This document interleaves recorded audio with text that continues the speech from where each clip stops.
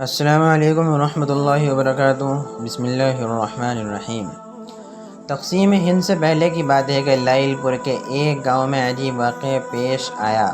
Loyal پور یعنی موجودہ فیصل آباد کا ایک گاؤں فاضل پور، جس کی لوگ مثالیں دیا کرتے تھے۔ یہ اپنی نوعیت کا ایک عجیب گاؤں تھا جس میں موجود تمام گھروں کے دروازے نہیں تھے۔ وجہ یہ تھی کہ وہاں پچھلی ایک صدی سے کوئی ایسا واقعہ نہیں ہوا تھا جس میں لوگوں کی مال و جان کو کسی قسم کا خطرہ ہو۔ لوگوں کے مال مویشی سارا دن ایک دوسرے کے کھیتوں میں چڑھتے پھرتے تھے اور شام کو اپنے اپنے گھروں میں واپس چلے جاتے تھے۔ اگر کسی گھر میں شادی ہوتی تو گویا پورا گاؤں سجایا جاتا تھا اور ایک دوسرے کی غمی میں بھی سب شریک ہوتے تھے۔ اسی گاؤں میں ایک زمیندار جس کا نام نواب چاند تھا۔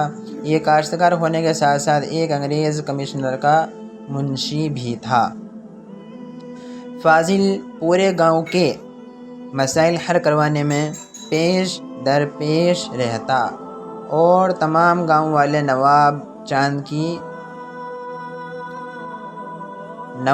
کی بہت عزت کرتے تھے۔ ایک دفعہ منشی کی بیٹی رانی کپاس کے کھیت میں کپاس چن رہی تھی کہ ایک عجیب واقعہ پیش آیا۔ کسی نامعلوم آدمی نے اچانک پیچھے سے رانی پر ایک نشہ آور کپڑا پھینکا۔ اس سے پہلے کہ رانی مڑ کر اس شخص کو دیکھ پاتی، وہ بے ہوش ہو کر کھیت میں ہی گر پڑی۔ اس ملعون شخص نے رانی کو داغدار کیا جبکہ وہ کھیت کے درمیانی حصے میں موجود تھی اور وہاں کسی کی آمد و رفت کا کوئی امکان بھی موجود نہیں تھا۔ کافی دیر بعد رانی کو ہوش آیا تو وہ نیم براہنہ حالت میں تھی۔ اس کے آدھے کپڑے پھٹ چکے تھے اور اسے اس بات کی بھنک لگ گئی تھی کہ اسے زیادتی کا نشانہ بنایا گیا تھا۔ رانی کا جسم سر سے لے کر پاؤں تک پسینے سے شرابور تھا اور وہ ڈر کے مارے کانپ رہی تھی کہ اب کیا کرے۔ اس کے دل میں خیال آیا کہ اپنی نس کاٹ کر اپنی زندگی ختم کر لے، مگر پھر اسے اپنے باپ یعنی منشی کا خیال آیا۔ وہ جانتی تھی کہ اس کا باپ اسی کے سہارے ہی زندہ ہے اور وہ اپنے باپ کی اکلوتی اولاد تھی۔ ماں کی وفات کے بعد باپ بیٹی ہی ایک دوسرے کا سہارا تھے۔ اچانک رانی کی نظر زمین پر پڑے چند سونے کے سکوں پر پڑی اور سکوں کے ساتھ ہی کپاس کے پتے پر ایک تحریر بھی لکھی تھی۔ رانی نے تحریر پڑھی تو اس پر لکھا تھا: مسلسل ایک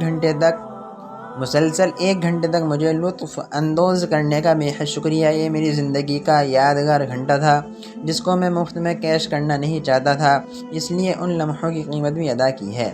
یہ سونے کے سکے تمہاری قیمت ہے۔ رانی کو کچھ سمجھ نہیں آ رہا تھا کہ وہ کیا کرے۔ وہ پتا اور سکے اٹھائے، کپاس کے پتوں سے اپنا آدھا جسم چھپایا اور گھر کی بجائے قاضی کی عدالت میں جا پہنچی۔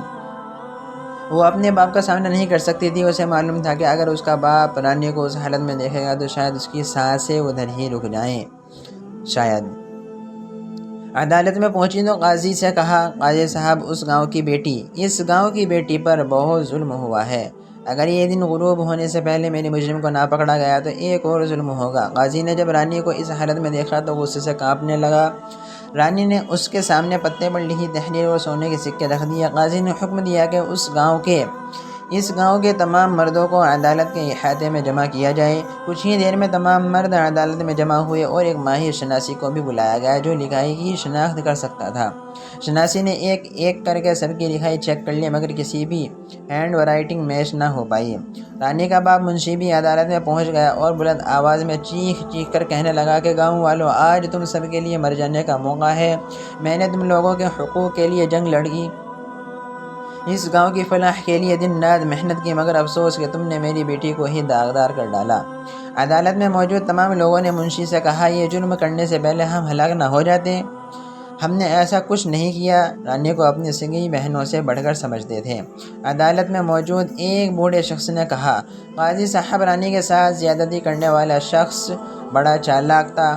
ایسے محسوس ہوتا ہے جیسے اس کے دل میں انتقام کی آگ جل رہی تھی، ورنہ نہ وہ پتے پر تحریر لکھتا نہ ہی سونے کے سکے رکھ کر جاتا۔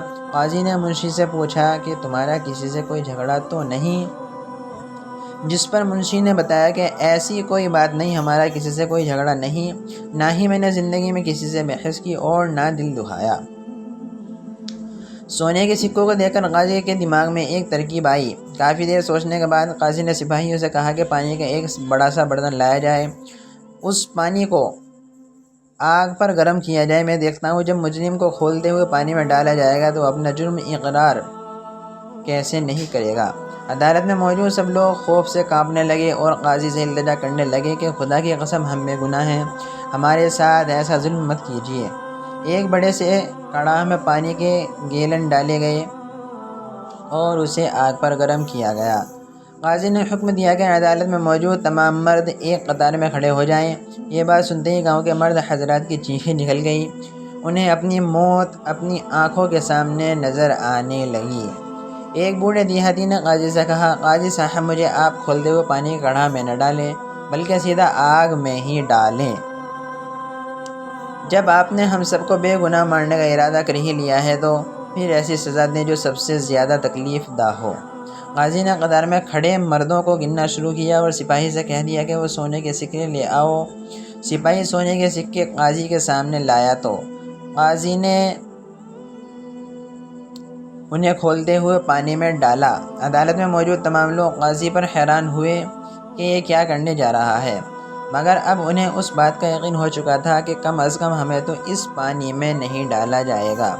قاضی نے کڑاہ پر پانی کی اوپر والی تہہ پر غور کیا کہ اور فوراً سپاہیوں کو حکم دیا کہ اس گاؤں کے جتنے بھی قصاب ہیں انہیں عدالت میں پیش کیا جائے۔ سپاہی جانتے تھے کہ اس گاؤں میں صرف 2 ہی قصاب گوشت فروخت کرتے ہیں جو کہ اسی قطار میں موجود تھے جو عدالت کے احاطے میں قاضی کے کہنے پر بنائی گئی تھی۔ قاضی نے دونوں کو آگے آنے کا حکم دیا۔ ایک کا نام بشیر جبکہ دوسرے کا نام مولوی اختر تھا۔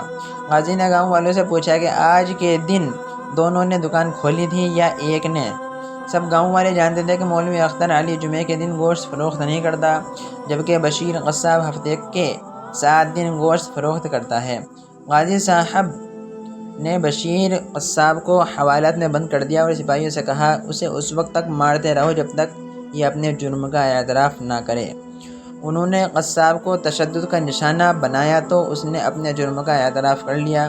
سب گاؤں والے حیران تھے کہ قاضی نے مجرم کو کیسے شناخت کی۔ قاضی نے کہا جب میں نے ان سکوں کو کھولتے ہوئے پانی میں ڈالا تو پانی پر گوشت کی چکنائی کی تہہ بن گئی، بس میں سمجھ گیا کہ یہ کام کوئی ایسا شخص کر سکتا ہے جس نے یا تو کوئی تازہ جانور ذبح کیا ہو یا پھر بھٹے پر گوشت فروخت کرتا ہو۔ تحقیق کرنے پر پتہ چلا کہ گاؤں میں آج کوئی جانور ذبح نہیں کیا گیا تو سارا شک ان 2 قصاب پر ہی ہوا۔ آج چونکہ جمعہ کا دن تھا لہذا مولوی صاحب نے آج اپنا بھٹا بند کر رکھا تھا جبکہ بشیر قصاب کی دکان کھلی تھی۔ اس نے رانی کو کپاس کے کھیت میں اکیلے ہی جاتے دیکھا تو ادھر سے ہی رانی کا پیچھا کیا، انہی گوشت والے ہاتھوں سے سکے جیب میں ڈالے پھر جیب سے باہر بھی نکالے۔ جس وقت رانی کپاس کے کھیت میں گئی تھی اس وقت اس کی دکان بھی بند دیکھی گئی تو اسی پر ہی شک کیا گیا اور اب تو اس نے اپنے جرم کا اعتراف بھی کر لیا۔ قصاب کی اس جرم کی عبرتناک سزا دی گئی، ان سپاہیوں سے پکڑ کر اسی کھولتے ہوئے پانی میں ڈال دیا گیا۔ سب دیہاتیوں نے اپنی آنکھوں سے اسے تڑپتے دیکھا اور اس کے بعد فاضل پورے گاؤں میں ایسا واقعہ دوبارہ پیش نہ آ سکا۔ منشی اپنی بیٹی رانی کے رشتے کے بارے میں بہت پریشان ہوا کیونکہ اس واقعے کے بعد رانی کی منگنی ٹوٹ گئی۔ رانی کا منگیتر ایک تنگ دل شخص تھا جو حقیقت جاننے کے باوجود رانی کو اپنانے کے لیے تیار نہیں تھا۔